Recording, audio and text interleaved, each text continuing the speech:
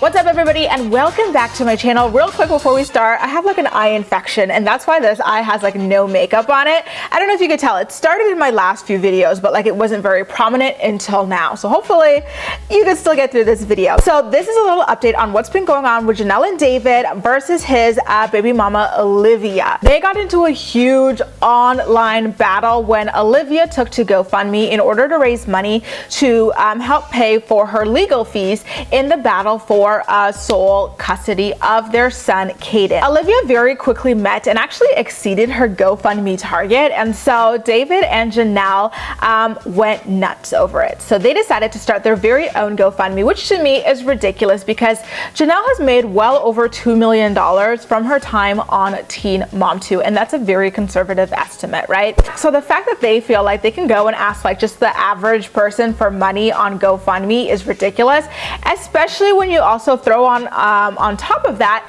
their awful reputation within the legal system, within the parental court system as well, and just like in general. The fact that these two people thought that just like a couple of months after losing custody of all of their children for a while they were investigated over this dog shooting incident, wouldn't deter anyone from donating to their GoFundMe is incredible. Like, I aspire to be that delusional. Anyway, David and Jenelle's GoFundMe never quite picked up steam and they just shut it down after receiving only $135, which I bet $134 were from Jenelle herself under different names. Now, according to Radar Online, Olivia was first awarded sole legal and physical custody of Caden in September of 2014.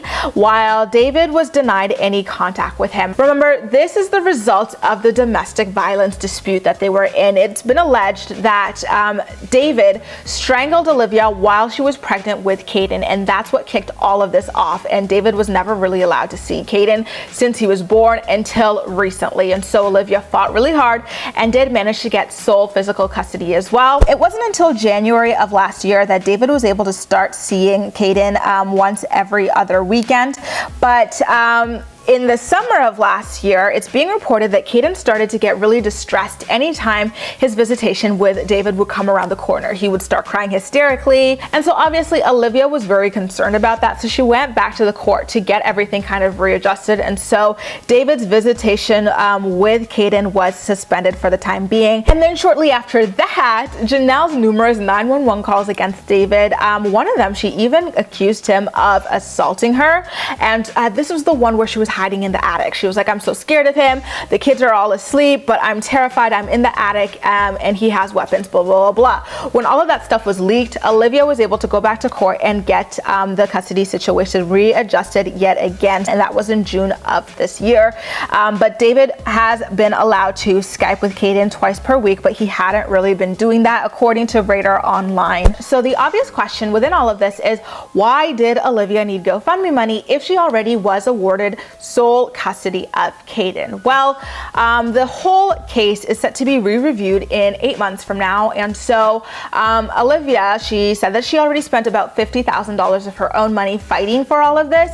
So she just needed a little bit of extra money to continue to put up the good fight against David and Jenelle. I would normally be nervous for her because $5,000 in lawyer's fees really does not go that far. But seeing that David and Jenelle had to set up their very own GoFundMe makes me very optimistic for her, because it really is becoming more and more apparent that they're starting to struggle with money ever since she was fired from the show. So it really is only a matter of time, especially considering how many other legal issues they're all facing, until they run out of money and Olivia gets a level playing field with them when it comes to the custody situation. So this case is going to be happening in about March, April of next year. So let's just keep an eye on it and see what happens. I personally think that after this crazy summer where David and Jenelle's kids were kind of pulled out from under them for quite a while in emergency care, I think that that is going to severely work against David, especially when you also factor in the fact that he had allegedly assaulted her while she was pregnant, and that is very well documented. I don't see him standing very much of a chance of getting any kind of custody of this child whatsoever. And I do think that that is in the best interest of Caden. So while all of this battle was going on, Jenelle and David really took to the internet to file Jenelle false reviews against Olivia. They took to the barbershop that she works at to write a lot of really outrageous and outlandish things. Let's start off with what Jenelle posted. Don't go here. Elizabeth works here as a barber and has no license to be a barber, first of all. She is also publicly exploiting my name and my husband's all over town. She's making up false accusations about my family and my children. She tells all this information to clients as she works cutting hair. My friend recently went to get her kid's haircut at Jeff's, and she got the fade completely wrong, and this was before a wedding my friend had to attend. She was highly upset and doesn't know how to leave reviews, so she asked me to do it for her. David took to Yelp to leave a quote that said, "I've had my hair cut by Olivia from the shop before, and she did a horrible hack job all 3 times. Not to mention she turned around and stabbed me in the head with her scissors and cut my ear with her clippers. I have heard from her clients that she talks just as much drama about people in the barbershop as she does online when she begs for money from strangers to pay her bills. She's been using my wife's name and the internet to slander me and convince people to donate money to her. I would not recommend this barbershop, especially because Olivia doesn't even have a barber's license."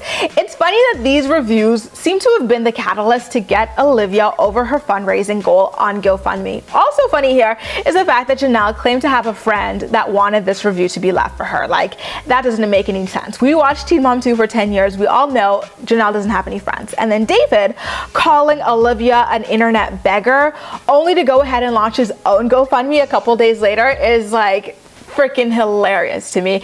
Anyway, you guys, that's what went down and all of the drama between Jenelle, David, and Olivia over this whole GoFundMe situation. Congratulations to Olivia for raising her fundraising goal, in fact, exceeding it, and ha ha ha at David and Jenelle for only raising $135. I'm really happy to see that despite the fact that they have millions of followers, it does not translate into support for their horrific actions over the years. Anyway, guys, as usual, let me know what you think about this whole situation in the comment section down below, and we'll talk.